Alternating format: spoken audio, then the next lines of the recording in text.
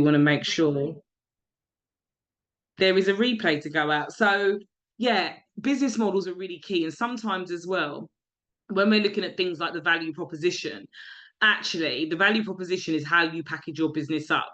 Your business should solve a problem in your target audience's life and the customer segments that make up that audience. And any investor, any grant, and any funding is really looking to understand, like, okay, so how's that going to work? What's your business model? How are you going to structure this? And that's what we're really going to be looking at today.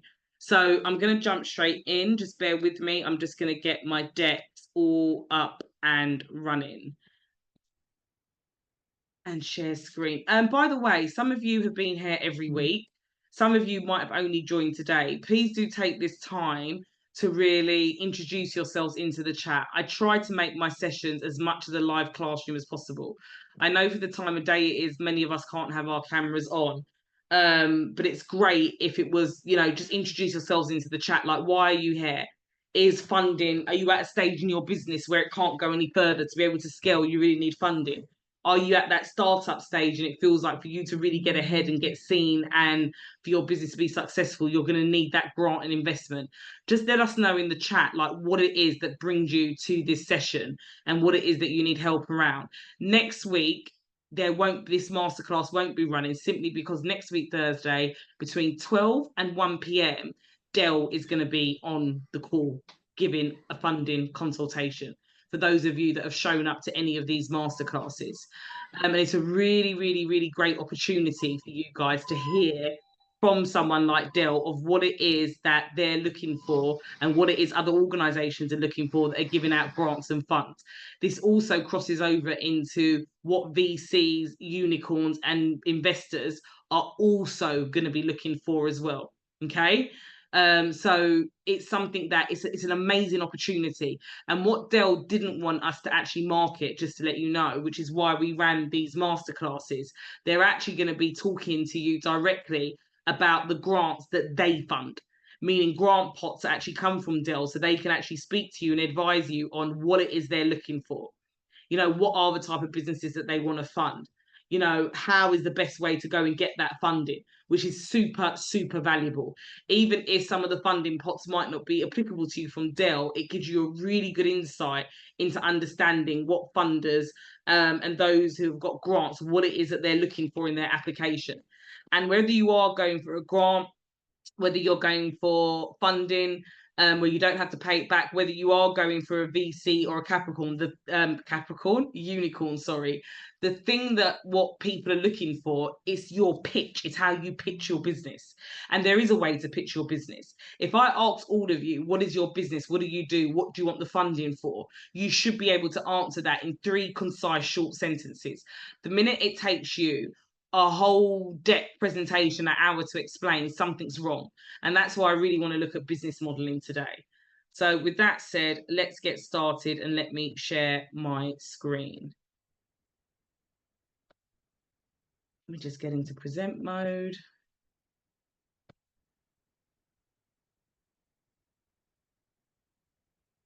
There we go, we're in present mode. So you should be able to see my screen. So welcome to the Funding Masterclass, and we're going to be looking at business models. Any questions you've got, pop them into the chat. Feel free to come off mute and interject. Like I said, I want to make this a live craft room as much as I can. This is a judgment-free zone. What that means is you are here to speak openly and freely and not be judged. Okay? This is just about speaking about things that maybe you just want to share something. Maybe you haven't even got a question. And what it is that you want to share is going to benefit the other women on this call. If you're happening to watch the replay, make sure you go into our community. Make sure we're having conversations with one another. I always say, sharing is caring. We learn off of one another. Okay. And sometimes, I always say to people, who knew? Good to talk. There's so many things that we learn when we share with each other. So make sure you engage in the chat. If you've got any questions, you simply come off mute.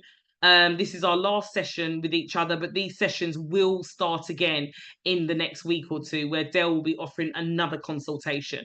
So remember, the DELL consultation, where DELL's going to come online and speak about all the funding available, the funding pots that they contribute to, and speak about you know, what they're looking for, what you should be looking out for, which ones are probably more likely for you to be more successful, any questions you've got around grants, funding, you know, private investment, you know, make sure you're there next week, which is lunchtime, which is midday to 1 p.m. Anybody that registered, you're going to get an email. So please make sure that you check your junk box or you save our email address to make sure that it appears. If you're inside our community, the information will be put there. If you don't have an account, a free account with our community that gives away loads of resources, please make sure you create an account. Princess, if you could just put a link to the login page. If you've got login details, make sure you log in. If you can't find your password, simply reset it. And if you don't have an account, create an account. So Princess will put the login details to our account in there to our community. So welcome to the Funding Masterclasses. And this week we're going to be looking at business models. Okay. So last week we did look at things like value proposition, and also for the value proposition, by the way, the value proposition is where you really understand how to package your business up. You understand the problem that you solve, and you understand who you're solving that problem for, meaning you have a clear idea of your target audience and the customer segments in it. Some of you might be thinking, Natalia, that's way too basic. I came here to figure out and learn a lot more high level stuff. Actually, number one reason why a lot of businesses fail is because your value proposition of understanding, you know, what your business does and what problems it solves, and making sure that's being marketed to the right audience, and all the segments within your audience often don't align. Sometimes some people can have really large target audiences. If you're one of those people that feel like, well, my product or service connects with loads of different people, you need to make sure you've got marketing campaigns for each one of your segments. I always use the example, if I'm a company and I sell bags to mums, you know, well, what type of mums am I selling to? A newborn mum? Well, she's going to need a nappy bag. Am I selling to a mum that goes work every day and she's got to drop her kids off to junior school? She's going to need another type of bag. Junior school, you can tell I'm showing my age. Primary school. Do you understand where I'm coming from? So you have to be able to understand your audience, but understand the segments within your audience, and really you should have a user journey for each one of those segments. These are the things that funders want to see that you understand about your business. So it's all about being pitch ready. So we're going to be running this masterclass all over again, by the way. So please do make sure that you sign up. We'll put a link in the chat where you'll be able to sign up to a Zoom registration link for the next 4 weeks. So Princess will have that ready by the end of the call where you can sign up. And again, DELL will be running that consultation, but these sessions are mega useful for you to really understand, okay, you know, how do I get my business pitch ready? Because it's one thing having a business plan. The problem is, ladies, is a business plan has been invented by a system that's thousands of years old by someone actually that never run their own business. So when we look at business plans for, you know, banking, for even funding departments, they're created in such a way that it's not actually connected to maybe real life, and especially life within this digital world. Funders still sometimes use that system, but when they're scoring you, they are scoring you on how you've pitched your business. Like whose needs do you actually meet?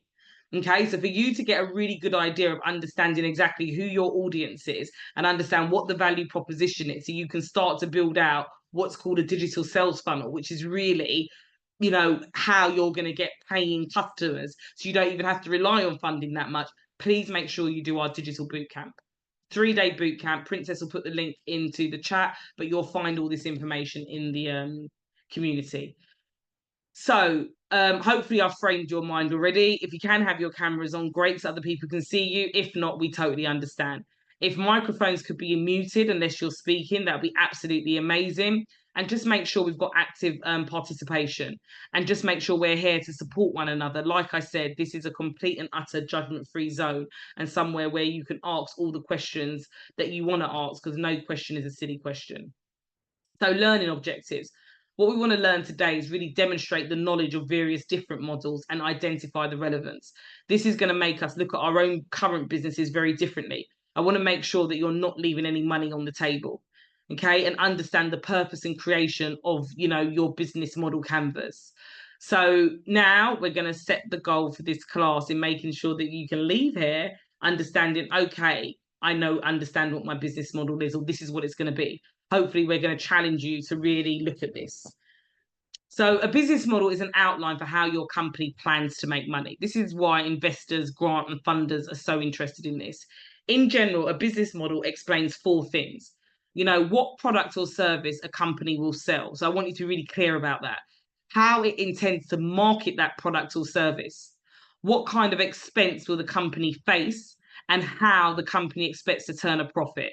Think Dragon's Den. Think Shark Tank, think Apprentice. These are the 4 things that even these programs are always looking for. Investors will sit around and come up. Even if you look at funding applications and you look at the weight that gets awarded to a question, they're going to be around these 4 disciplines. So it's really important that you have a clear understanding of your business model, okay? Because it's how you're going to grow, and it's how you're going to be able to scale your business. So types of business models, we're going to go through them. And I'm hoping that for some of you, maybe the business model that you thought you had, you might decide to look at this and think, okay, I'm going to go away and think about some things. I hope you're coming to these sessions weekly, and it's challenging you to really think about some of the answers to some of the questions that maybe you thought you had covered already. Maybe you thought, okay, yep, I've got this. And Talia, why is she banging on about it? In my business career, a lot of the things that I've now become successful at are a lot of the basic things that I've had to keep redoing because they're the foundation. You cannot build your business on a house of cards. So where you think you might have ticked something off, often it requires going back to it and refining it and refining it and refining it. So a type of business model is freemium. The SaaS industry uses this a lot, by the way, but so do others as well. And let's look at that. So companies that use freemium business models, for example, this model includes both free and paid services. So typically a business lures new customers with a free subscription. However, it's free for a limited period with a basic set of features. Okay, so we have a free model, but our model is to give so much value that actually if you did want to subscribe, you understand that one of the things that our community offers is really great value, because that's a part of our brand ethos and culture. Okay, so there's also that to take into consideration. Like, what does your business actually stand for? What does your company culture stand for? But some businesses that do this really, really well is Uber Eats. How many of you here for the first time just ordered off of Uber Eats because it was convenient for you and you knew that you was going to get that free service the first time round? And then now you've continued to use it out of convenience. Feel free to pop it into the chat. Believe it or not, Facebook. Think about it, guys. You've got a Facebook account. It's absolutely free. It's a social media channel. People generally don't hang out on social media to be sold to, as I always say. But think about it. Now you've got Facebook shopping marketplace. Maybe you're going to end up doing Facebook advertising. It actually does upsell you, whether you realize it or not. Okay. Alibaba. It's a marketplace site, but it does have a freemium model. It allows you to view all the things it sells, connect with sellers, have conversations. But once you place that order, you're in business now. That's when the revenue starts coming in. So freemium can look like different things in different models, because many of you wouldn't really have placed a Facebook or Alibaba as a freemium model. But actually, does that make any sense? You going on to Alibaba, would you still peruse Alibaba and look for a supplier if you had to pay to gain access to that account? But the minute you order something from there, and one could say, yeah, but Natalia, that's just e-commerce in general. But Alibaba's not e-commerce. It sells really business to business. And a site like that could easily have a membership fee to be able to view all the sellers on it. It's chosen that model with intention. Okay? Believe it or not, you've even got models like PayPal. It's free to use, but every time you use it, what happens? It takes a commission. So there's different levels of freemium. Does that make any sense? Like sometimes instantly when you think of that free paid service, you do think more of like a Canva.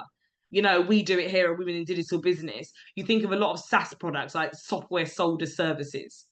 So your Canvas, your Slacks, there's so many different softwares that there's a free level of, but the minute you then try to up your game or you need something more, you're being charged with it. But it doesn't always look like that. And that's one of the things about marketing. It's just so subtle sometimes that you don't realize it. PayPal still has a freemium version, if that makes any sense. Stripe. And you might say, yeah, but they're just offering a service, but they're taking the money from you once you've made a sale. I don't know if that makes any sense, which means that the first using it is actually free. Let me tell you something. Once you start making 10,000, 15,000, that model soon starts to change, by the way. Okay. So think about the types of companies that, you don't pay anything for until you get to a point of actually needing something more from them. And it comes in different pictures. Because I know sometimes when I'm in the classroom, I teach an entrepreneurial program at York University to master students. They'll always say, I never really look, Uber Eats, you get it. Canva, you get it. Slack, you get it. It's kind of like, I never really looked at Facebook, Alibaba as PayPal's freemium models. One could argue that Facebook knew how it was going to monetize with advertising, with the Facebook marketplace, with boosting posts before it even got to that level. A lot of organizations, if you look back to the first lesson that we run, it was all around design thinking. Okay, then you've got the subscription model. So this is a business, model provides consumers with certain services for fixed monthly, quarterly, or annual fees. So usually a company segments the market and makes several offers with different features and prices. So these are referred to as tiered offerings. Okay, a vivid example is Netflix. It's got 3 monthly plans: your basic, your standard, and your premium. Spotify, Dollar Shave Club. These are subscription-based model businesses. So as an investor, when you're looking and you're thinking, okay, how are you going to attract customers? It's not just the marketing, guys. It's not just the digital marketing. They're interested in your business model. Because from that, they're going to be able to tell a lot about how scalable your business is as well. And is this a business worth giving the money to? Because not only can they help people, but how can they spread their nets? So Netflix does this really, really well. Spotify does this really, really well. Netflix and Spotify's movies and music also understand that, okay, you've got family members, you've got groups. So there's a lot of upsells that go in there as well. And if you want more than a certain, like there's 5 people in our family, with my mum is 6, we've been forced to be moved to the standard product of Netflix because everyone's got a different user account on there. These things aren't just to be helpful to the end user. These things are a way of Netflix to think, how can we not leave money on the table?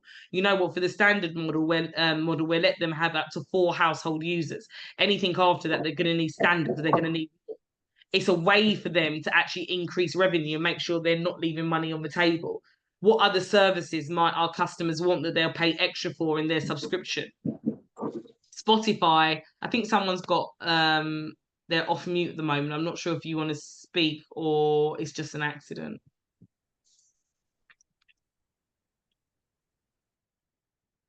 I've just kind of muted. That's fine. Brilliant. So again, think about your business model. Are you a coach and consultant on here? And actually your business model is that you're just being paid for your time. Start to think about, what do my customers need? What tiers and types of customer segments do I have? What offering might I give one that's another? Create a clear structure. One of the common mistakes that I've seen, and I've done it in my business over and over and over again, it's like I couldn't hear. You ever heard that expression, those that don't hear must feel? That was definitely me with the subscription model. Our business is a subscription model, but I've never had clarity around the packages. How many of you have found something and it's just like, this sounds really good for us, but you don't quite fit into one of the packages, or you're like, or it doesn't make any sense. It's way too much information. So your business model is really important, that the end user understands what you do, how you operate, how they're going to buy from you, and they need to be clear. Because if you're not clear, are you going to sign up to that company? You just broke trust.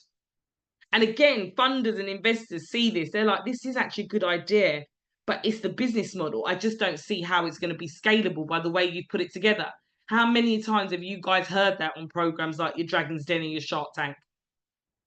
It's one of the reasons why I really wanted to cover this, because sometimes as well, a lot of us have got business ideas and we don't actually even have a business model and don't even realize it.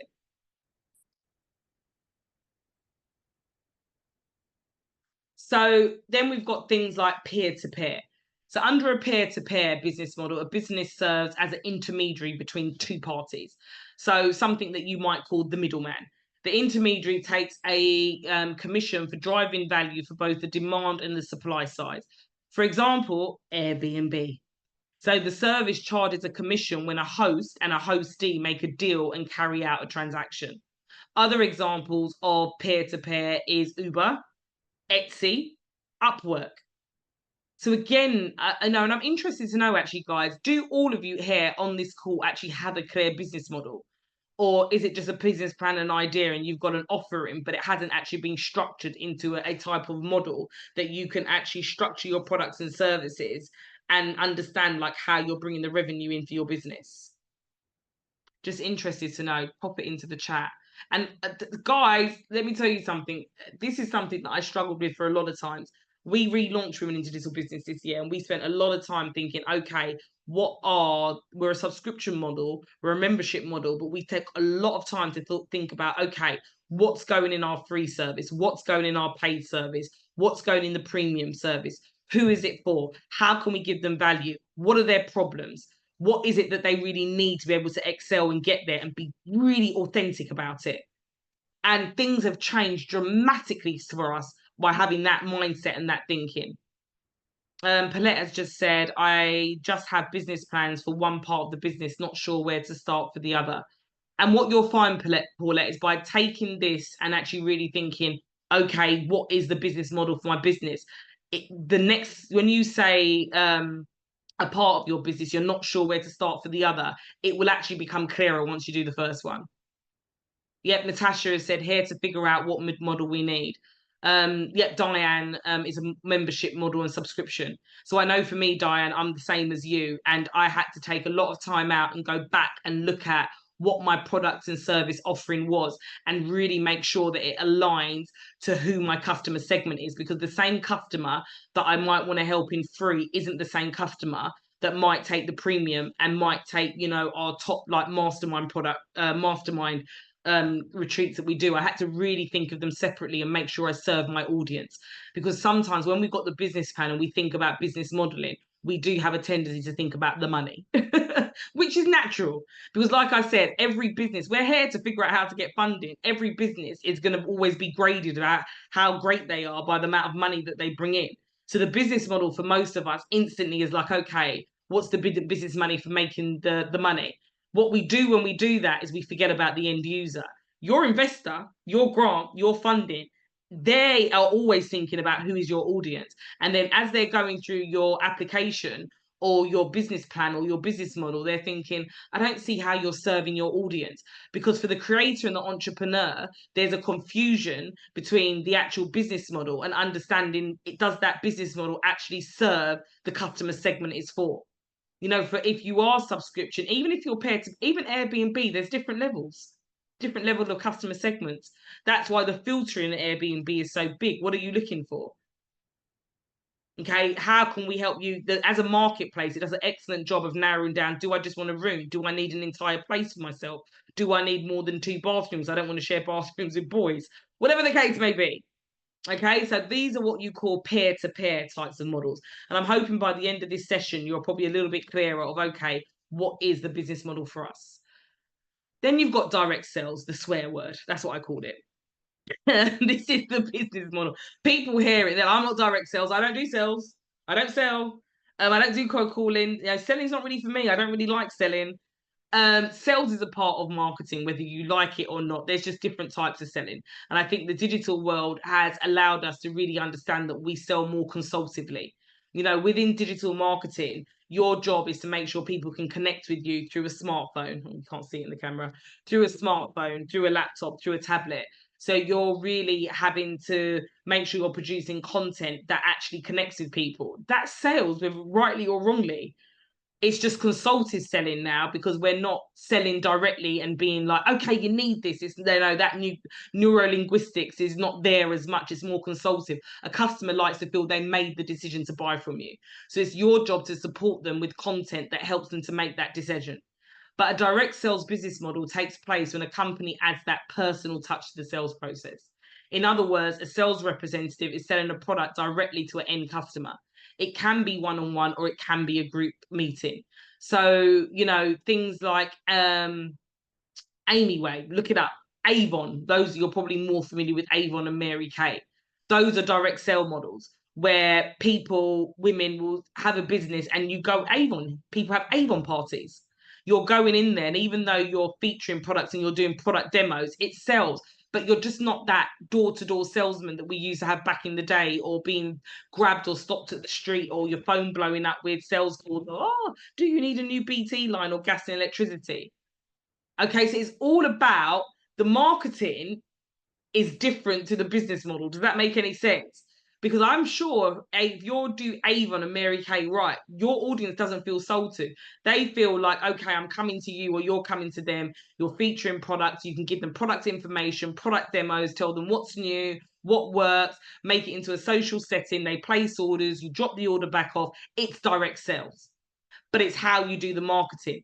But the funders and investors want to know, okay, what is your business model? Then they want to understand with your business model, well, then how are you actually going to market that business model?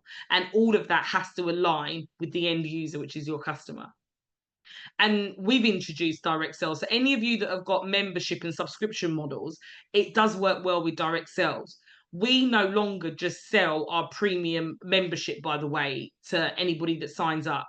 Like, if you're interested in working with us, you go onto a wait list. On that wait list, we let people through in cohorts. Before you can even join or even get a payment link, you actually have a one-to-one call with me.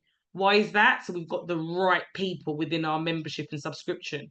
Why is that? Because when you've got the right people and they get the right results, you then get really good advocacy, and it lets people know, this is where I was.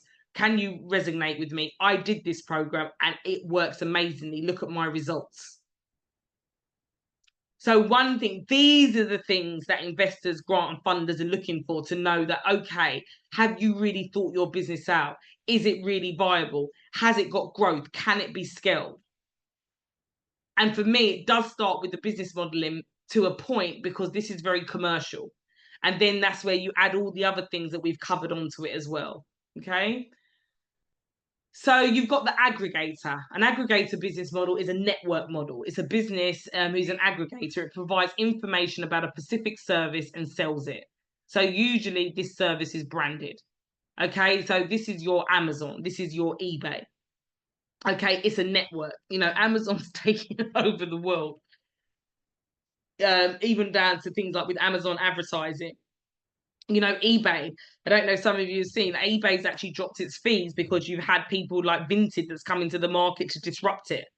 So they've had to do something. So now for many of their secondhand products, it's actually free, just so they can make sure that Vinted is not taking a whole load of their market share. So an aggregator business model is very much sort of a network model. And sometimes some of these might overlap, just to let you know. I don't know if that makes any sense. There might be a thin line between them. Don't get bogged down of thinking, oh Lord, is it, you know, an aggregator? Is it direct sales? Is it subscription? You don't want to do that. It's a model. You just want to understand, okay, what is the model of my business in terms of what I'm selling? And your customer needs to be clear about it. The minute, I don't know if any of you, especially the coaches and consultants on this call, if you've ever come up with packages and you can't even explain it back to your end user, like, I'll never forget my first package, by the way. I don't know what I was thinking, ladies. So my first package for my paid membership site was learn how to build a digital sales funnel with me. You can either do a 6-week program that's for beginners, and those that want to keep carrying on, at the 6 weeks, you would go to the 12 weeks. There's 2 different prices for one. And at the end of the 6 weeks, you know, you can still upsell and then go on to the 12 weeks, even if you didn't sign up for it.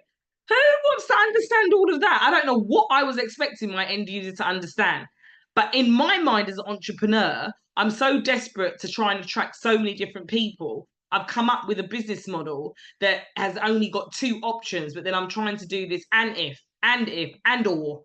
So I can just still try to attract everyone. I'm now attracting nobody because it's not clearing what I'm offering. Okay. You've got the wholesaler. So this is for you guys that are B2B. So there's no reason why a wholesaler couldn't also be a subscription and membership model. Nothing's set in stone.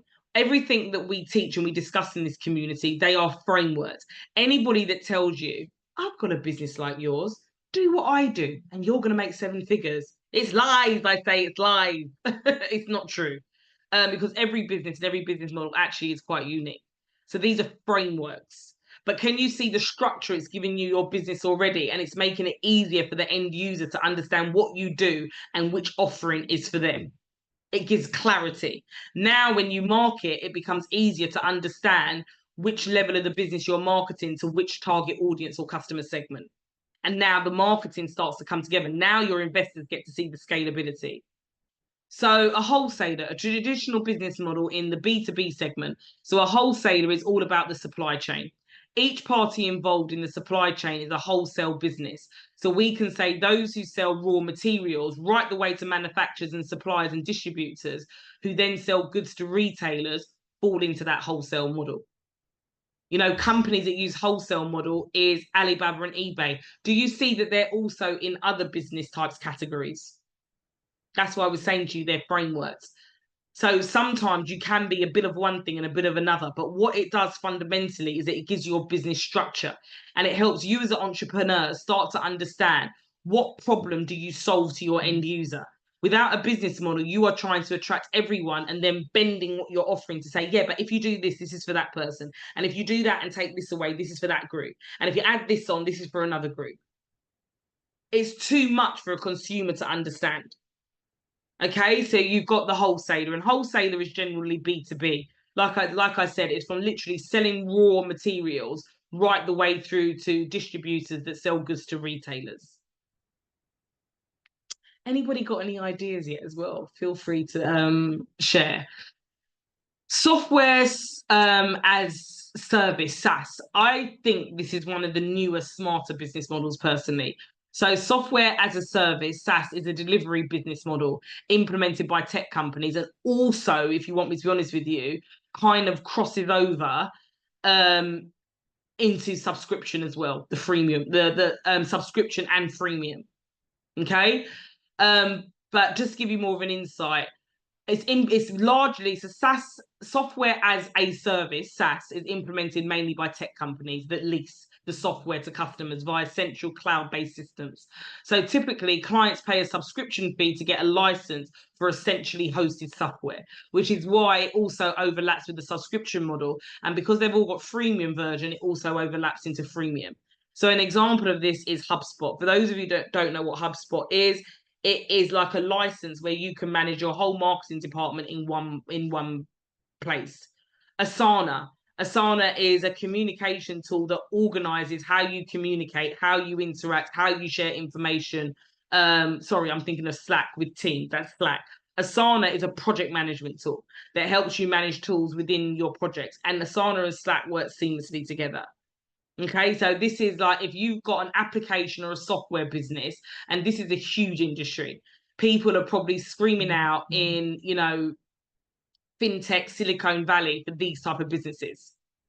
Okay, so when we're talking about funding, there are some businesses, especially in the tech space, that they are searching for people to invest in because the world of technology is growing so much. They also understand that women have got a great understanding of business models when it comes to technology, because our ability to be natural born nurturers and understand human nature with the ability to understand technology, there's a lot of magic going on there. Jem, hey Jem, nice to hear from you. Not heard from you for a while. Sorry, I just looked in the chat. That makes sense. Mine is business to consumer. But Jem, even though you're business to consumer, like what model is it? I'm not sure if you was here at the beginning. There's a replay anyway. Is it more subscription based? Is it more peer-to-peer, which is like your Uber Eats? It's just asking yourself, because all it does is it lets your funder know and understand, okay, I can see where they're going with this. I can see where how they're going to grow. I can see that there's a need for their products. I can see customers really getting this and feeling there's a need. I can see that this business is scalable. And that's what they're looking for. We've got drop shipping. Some of you might be on this call and you might not be doing drop shipping, but it might be an area that you want to expand your business into. Maybe you sell a service and you want to start selling products, but don't have the revenue to get into buying the product and reselling it and going to somewhere like an Alibaba. So drop shipping would work perfectly. So in short words, it's a store that doesn't have any stock.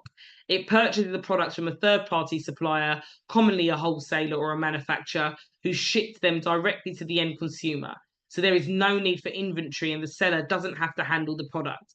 It is usually a good option for entrepreneurs, especially beginners, because there's no need to open a brick and mortar store, and normally means that it's a much smaller investment. So the drop shipper is an essential to a middleman. And don't forget, drop shipping is actually really hard to make any profit from. But what I like to remind people is that even if you had a drop shipping business and you didn't hardly make any profit, what you are going to make is a following, a customer database, that meaning now if you can sell with bigger margins, you've got a customer database to sell from because of the drop shipping. You've now built up a customer base of customers. Even if the revenue isn't there, what you've got is people that know, like, and trust you and will buy from you again and again and again. So drop shipping is a great model sometimes for people who are looking for investment and funding to add another arm to their business, especially if you're offering a service to start monetizing something else. It all depends on where you're at in business.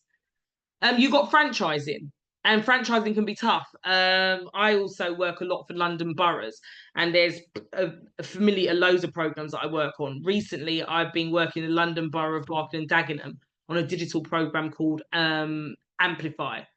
And one of the things that I found is a lot of the franchise modeling businesses that now are looking for grants or wanting to apply for tenders are finding it difficult because the franchisee has got restrictions on where they can market, which then clashes with what the business models for funding or grants are looking for. So, Jem, I can see you got your hand up. Go for it, girl. Yeah, so my business in that, would I be a reseller? What kind of a business model would you classify that as then? Because I, in effect, put together flights, accommodation, and also activities for people. So would that be, because I have to source it from other people, would that be a reseller type business? I just don't know. Really good example, I mean, by it's the a way. service. It is a service, but you are selling it to a consumer. Yeah. If that makes any sense. Yeah. So, in essence, I kind of almost feel like, and because I know what you do, does that make any sense? And this is what I want you to actually go away and think of. You are direct sales. I just changed the text on the screen to a sense. Does that make any sense? Because you just organize trips for people. So actually, you getting people together in a room. So can you see how the business model straight away gives you clarity on marketing?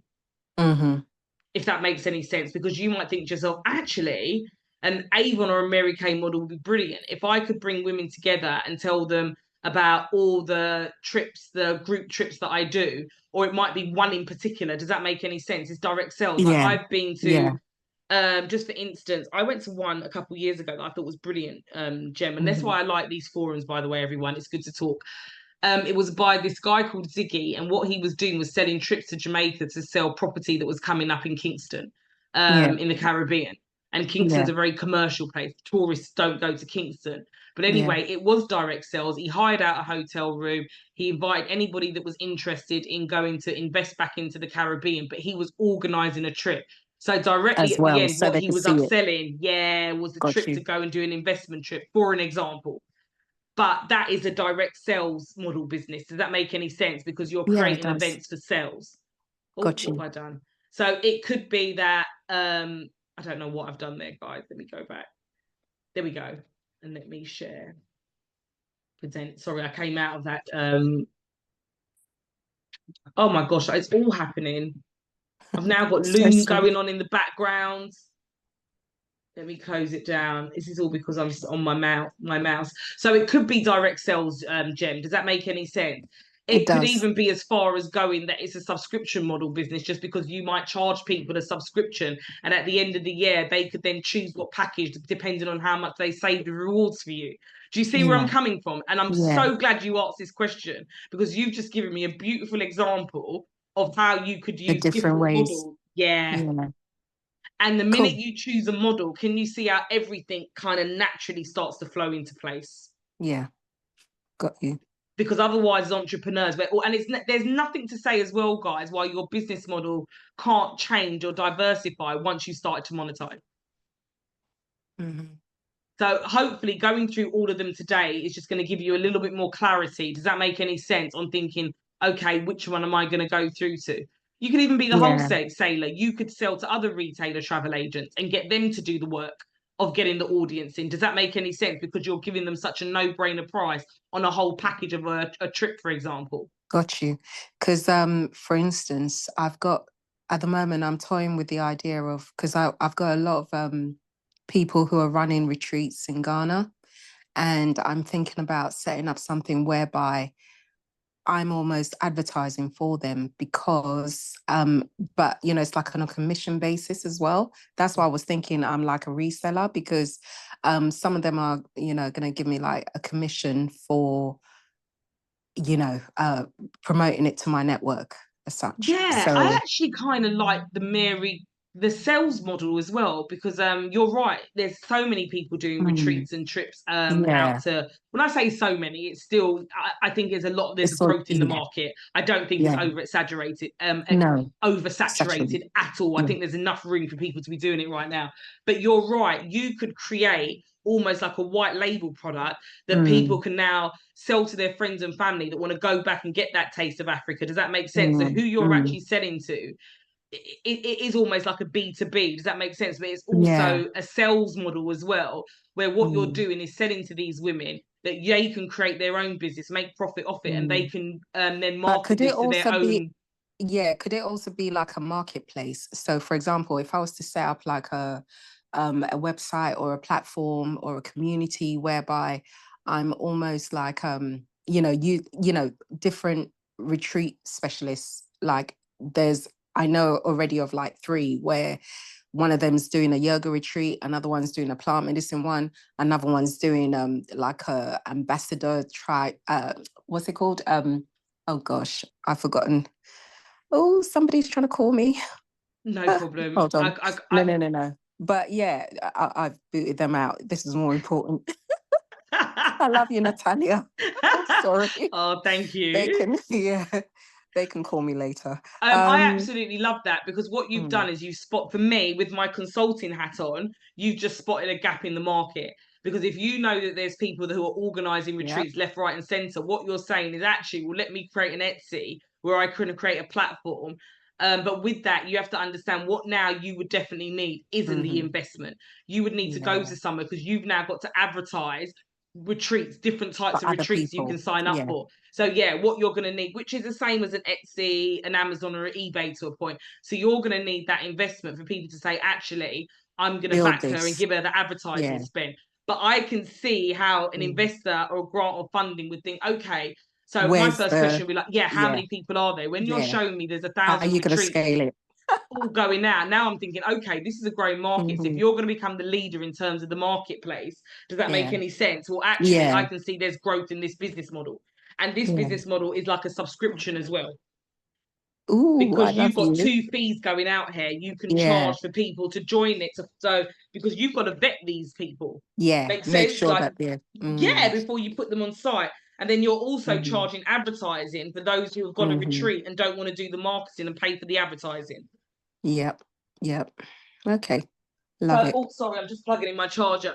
So, what I love that you've done, Jem, for this call is you have just given everybody on this call a live example of, do you see that as Jem has introduced a number of different business models, and can you see how instantly we've shifted the positioning and who the audience is?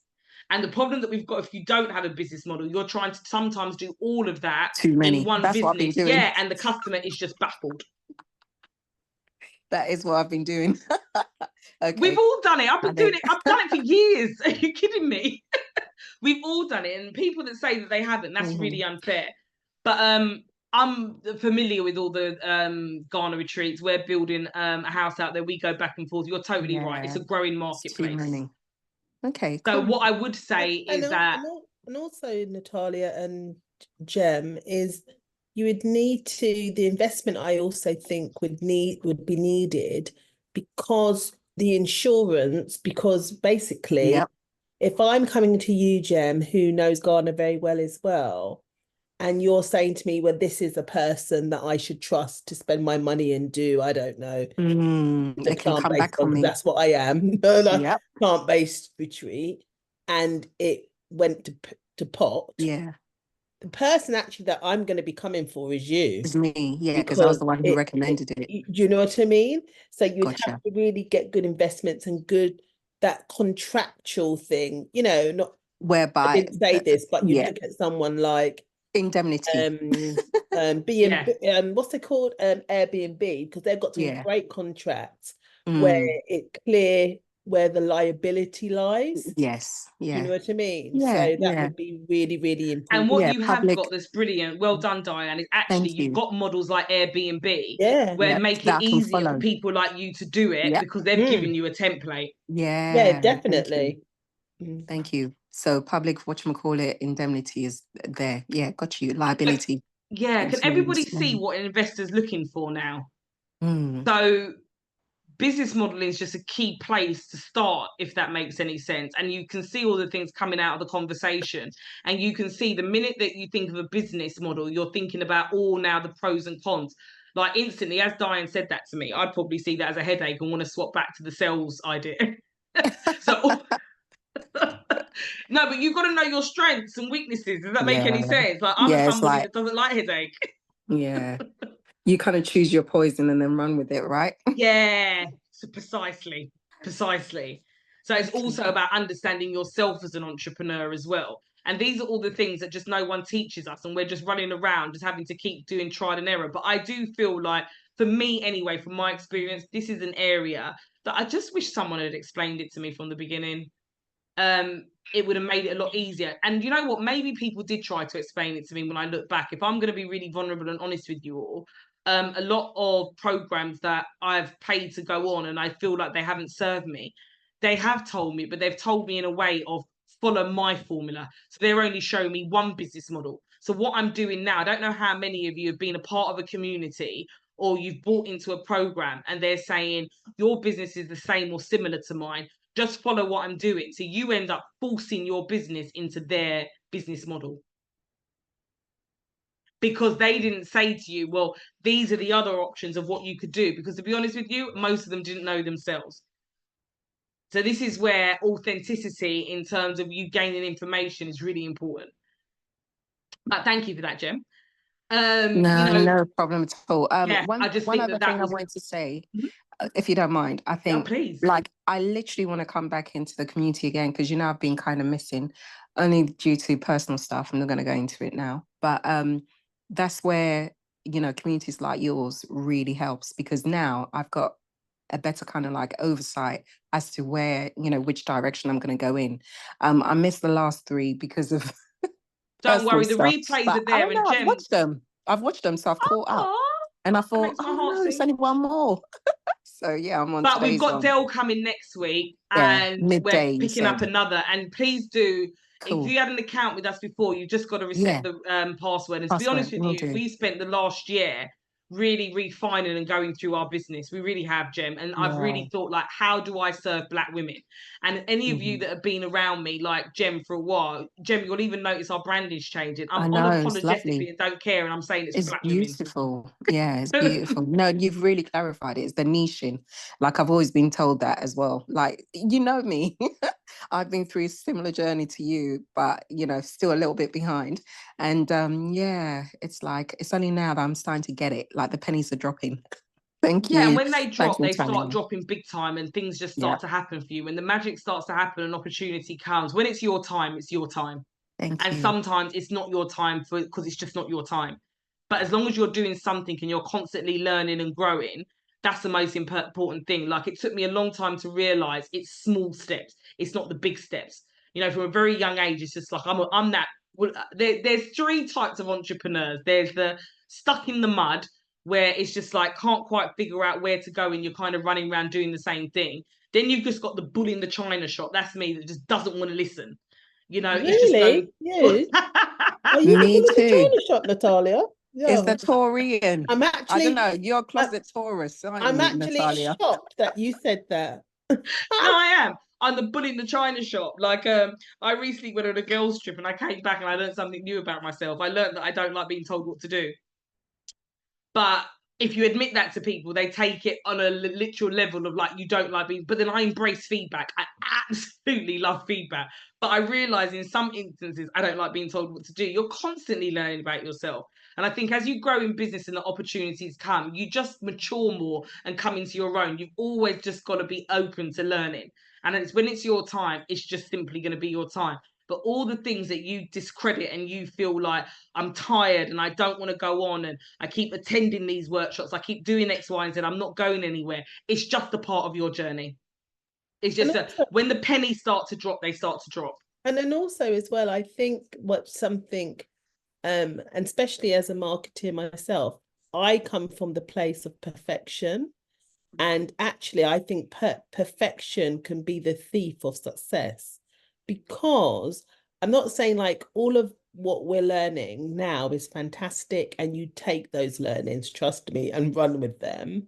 Mm-hmm. But even for myself, I wanted everything to be perfect. And sometimes that's just not going to happen. Sometimes you're going to make mistakes, and that's how we learn, isn't it? And that's how we learn. And sometimes you just have to go out there and do it.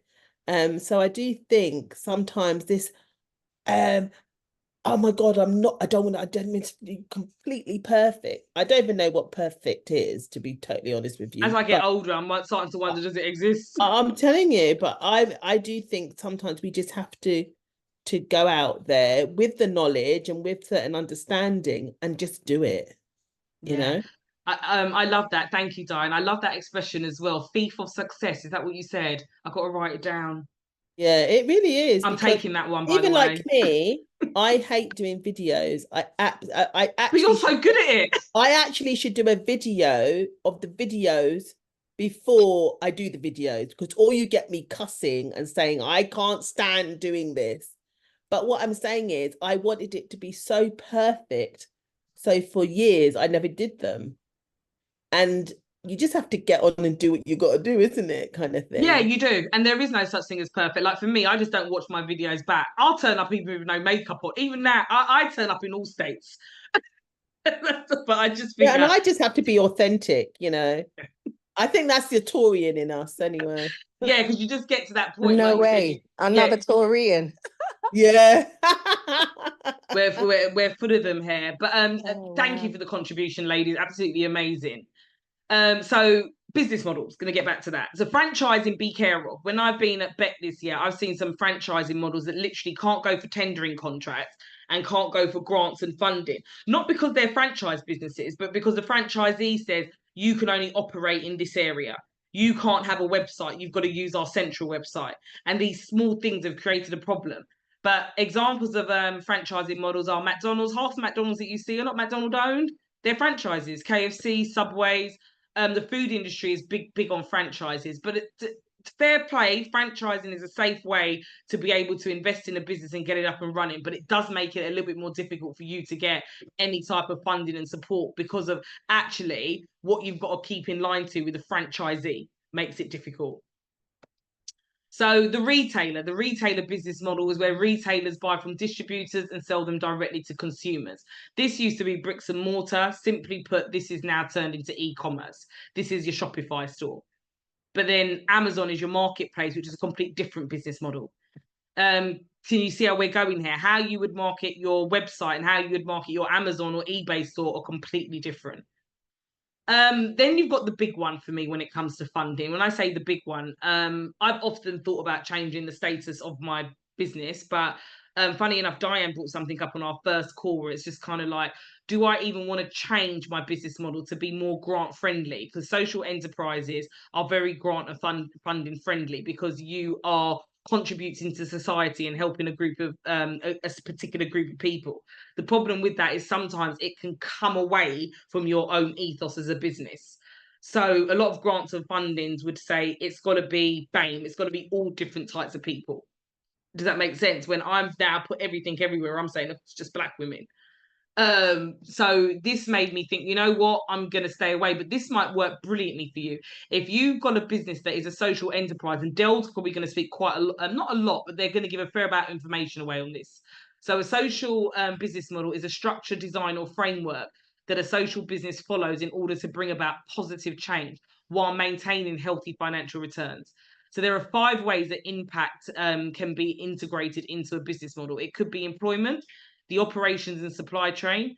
But okay, I admit it. I can never say this word unless I say it really quickly. Philanthropy. See, I got it out. Thanks, Diane. Philanthropy. Do you see how quick I've got to say it? The minute I try to do it slowly, it goes.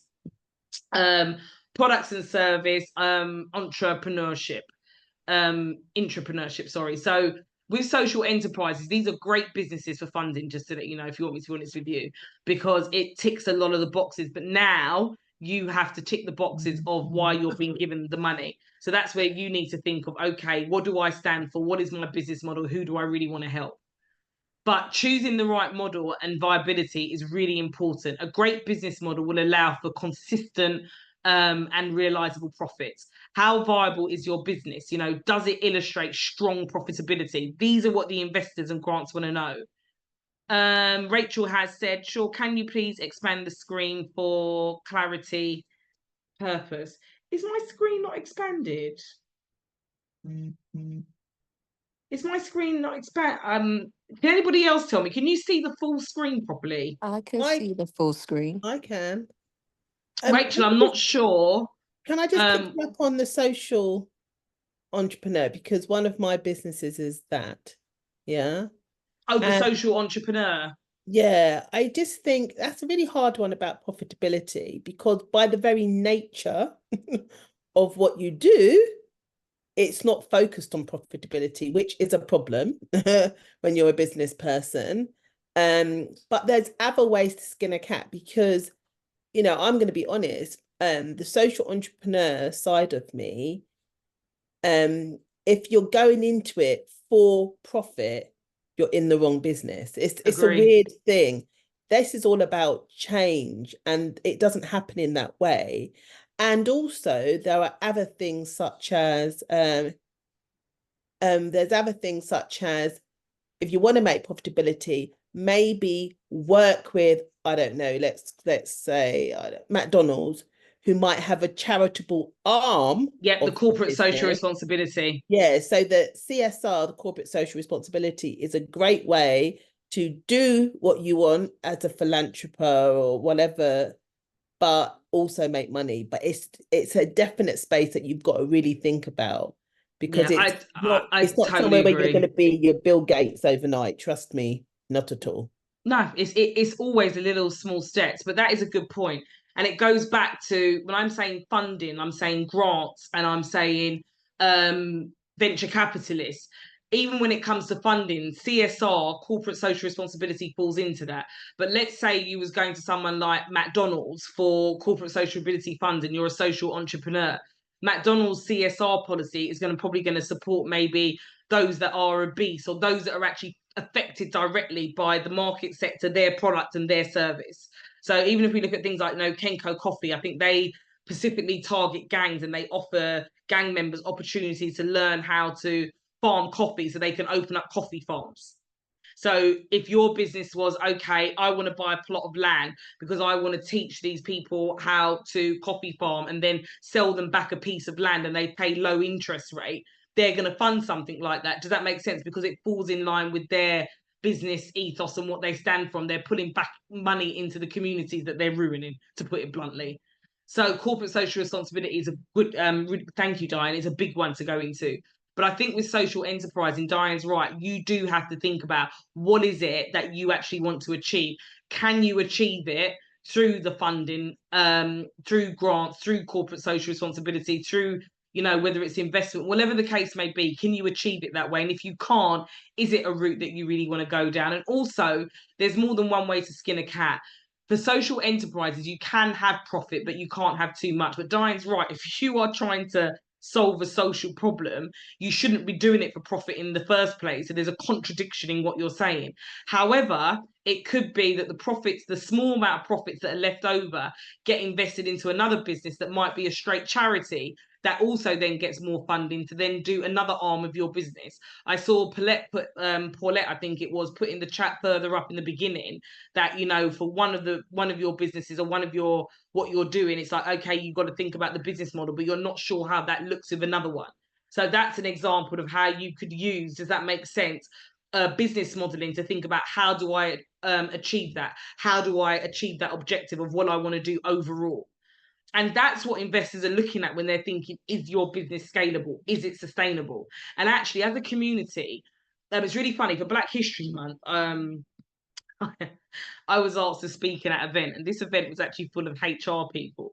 And at the time, I was like, oh, goodness, like, what angle am I going to come from? I was struggling, girls, just to let you know. And that day, it was super busy. And when they got there, they were giving out cocktails. So I had about 3 really quickly, and that kind of loosened me up and gave me some Dutch courage. I've recently watched a documentary on BBC, Paid in Full, and I've just been walking around like an angry Black woman since I watched it. It's about the music industry. Check it out. It's on BBC iPlayer. But anyway, did a podcast live on stage at this, at this event, and it's HR people, and there was like, it's Black History Month, and the question was, how could we better serve like the Black community? And I just told the truth. I was like, I'm done. It's not served. All it is we're just figuring out different ways to keep a group of people down that's been happening for 4,000 years. I think the cocktails really got to me. And I think even in this instance, as we're speaking about business models and why I do what I do, I'm at a stage now for the next generation and for what we're doing about women. It has to be ownership. I'm actually just not interested in anything else at this stage now. Like, there has to be more ownership in our community. And it starts with us thinking about our businesses and our models and launching them and making them really successful. It's almost like I don't want to even be talking about what systems work, because you've had thousands of years to try and introduce and put a system in. And if we're still talking about it in 2024, are you even being real to yourselves? Because we want to talk about it for 1 month. And just so you know, I was really shocked. I actually got a standing ovation. I'm not sure if that's because they were frightened of me, but I just think it's time to start having honest conversations.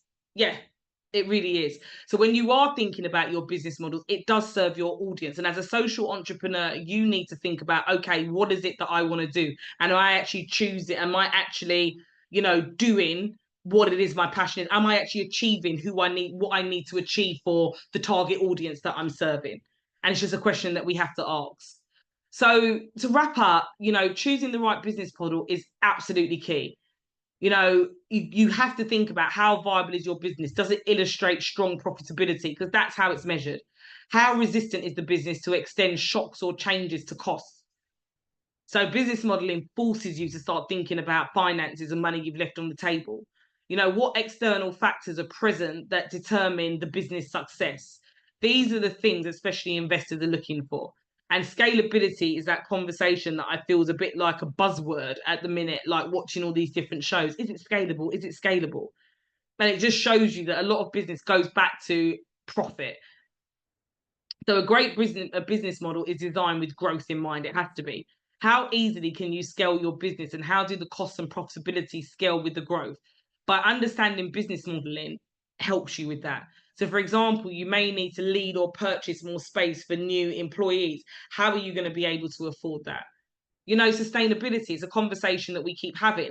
And again, we keep having it from the viewpoint of the government, laws that are put in place, and understanding what we have to do about sustainability. I agree with Diane. It goes back to being a social entrepreneur. You and your end user have to believe in sustainability, and you've got to ask, what does it even mean to your end user before making claims about being sustainable? So a great business model should be designed to ensure that your business will last for long. And that's where sustainability really comes in. We can think of sustainability in terms of the business survival, but it's also the impact that it has on people of the planet. Does your business really care about it, or is it just a tick box system because you've got to tick that box? We've been fed crap for years in the supermarkets. Now they've put sugar taxes in place, which all falls in line with sustainability. Packaging have changed, this has changed, but what are really companies' values? And no matter what we want to say about Gen Z, the one thing about Gen Z that's quite evidently apparent is that actually they care about what it is that businesses do, the culture of them, how they treat people, which determines whether they're going to buy from them or not. So again, these are the social issues that come into all your business models, not just being the social entrepreneur for grants and funding and open up a social enterprise. So you want to think about sustainability, even in terms of diversity, the planet. Agility. A great business model is designed with flexibility in mind. How easily can you adjust your business model in order to adapt to market changes? These are the things that not just venture capitalists and unicorns are looking at, even your grant and funding application, even grant applications where you don't need to pay the money back, they're looking at this. So these are now some of the details that you want to think about with business modeling. So now that we've considered the options for business model, we can really represent them, you know, in a business model canvas. So this sets out really the building blocks, which describes the business in its absolute entirety. Okay, and business model canvas, this is something that you can look up online, you can go onto YouTube. The business model canvas really forces you to think about, okay, who are my key stakeholders? What suppliers, investors, logistical, what partners do I have? Okay, what are the key activities? What are the key resources and capabilities? Like, what materials do I need? Do I need a human resources for department because I'm dealing with so much members of staff? Financial, networking. Then it's thinking about the profit, the value proposition. I spoke about value proposition at the beginning. I'm doing quite a shallow overview here because this is something that you guys need to pick up and really look at the business model canvas and just think about, have I really answered these questions? Because in terms of grants, in terms of funding, in terms of investment from VCs, these are the things that they're looking for in your business model. Okay, even when we're looking at channels, touch points with customers, that's your marketing, that's your customer journey, that's what the digital business, women in digital business, that is what we're about.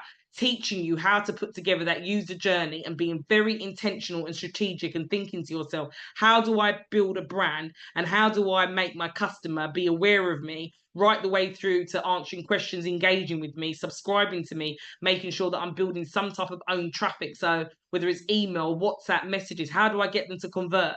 How do I get them excited to upsell? How do I do advocacy? That's your business model right there. That's your sales funnel. Being able to understand customer segments, your target group, what are the segments in that? What's the relationship? How many user journeys have you got? These are all the things. And when you say it all like how I'm saying it, it can cause you overwhelm. And I'm not meaning to do that. If these are the things that as you're crafting, you might find from these masterclasses, maybe you're not quite ready for funding yet. You need to get your business pitch ready and make sure that you're thinking and viewing about it in the right way to be able to get that investment in.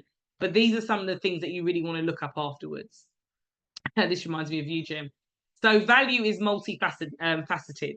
You know, the 30 elements of value fall into 4 categories: functional, emotional, life-changing, and social impact. And this is where we look at things like the Steve Blank formula. If you go onto social media and you look at copywriting and you look at, especially in social media, and we look at headlines and we look at how we really attract people, this is where we use the Steve Blank formula. We help X to do Y by doing Z. That's how you should be explaining your business, ladies. You shouldn't have to take 5 minutes to explain your business. What do you do as a business? We help X to do Y by doing Z. If there's anything you take away from today, that's one of the formulas that I want you to go and look at. So this is where the value proposition comes in. And for the value proposition, please do check out, seriously, the digital bootcamp. The 3-day digital bootcamp really helps get you to understand, who is my customer? What is my value proposition? What am I actually selling to them? That 3-day bootcamp is really going to help with that Steve Blank formula. So any questions? I've slightly run over time by 10 minutes. I'm sorry, but it was our last masterclass. And I think this one was the important one, which is why I saved it till the end.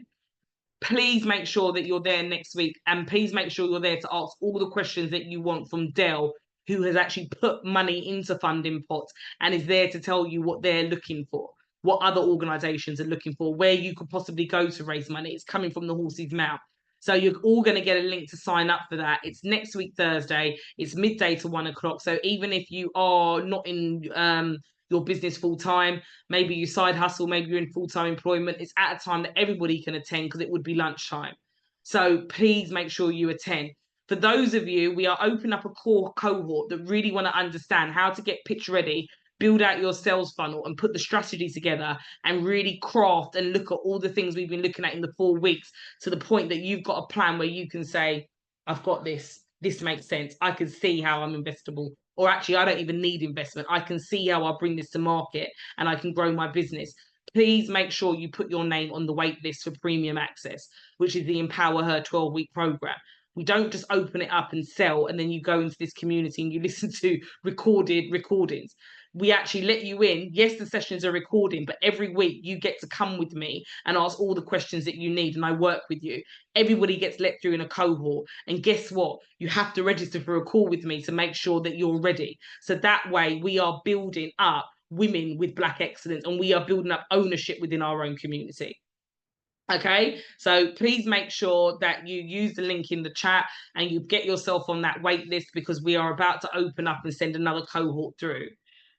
Thanks, Jem. Any questions, let me know. And if not, I'm going to let you go because I've been on my soapbox for a bit too long now. Diane and Jem, thank you so much for your contribution today. Paulette, I hope that it's clearer to you maybe what your business modeling looks like for your businesses.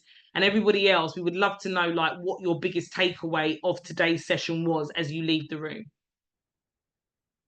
And if you have got any questions, simply come off, just come off mute. Princess has also put the link to Zoom in the chat, so you can register for the session with DELL next week. And obviously this will be going out as a replay as well. We'll do a little edit and get rid of my I'm sorry I'm late. Right, guys, that is us for another week.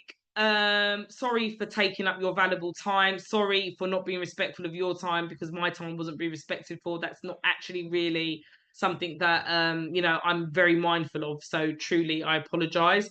But have a really blessed weekend. Natasha said found all sessions really helpful. Thank you, Natasha. It's really important for me, for me to get you guys feedback. It really is. It makes us know that what we're doing is helpful. And even if you have got feedback that, you know, isn't, you know, that you didn't find it helpful, let us know why. We are here to make sure that we serve everybody. But all this stuff has been a massive eye-opener to myself as well. Thank you, Natalia. See you soon. See you soon, my darling. Bye. Take care. Bye-bye. Take care, ladies.